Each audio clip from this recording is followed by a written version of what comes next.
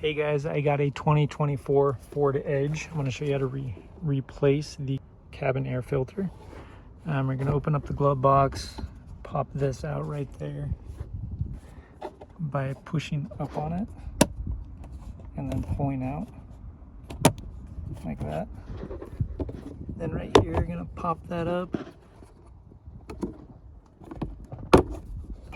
as well, and that all goes down. And then the air filter is going to be right here.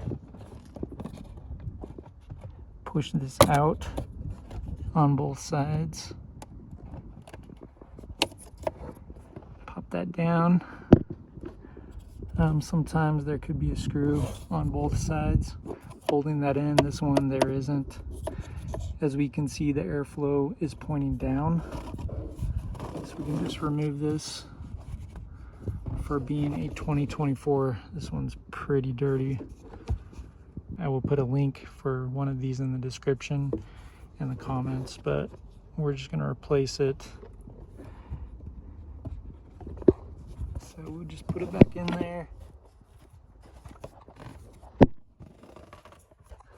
And remember, airflow pointing down. Pop that back in, make sure it's flush.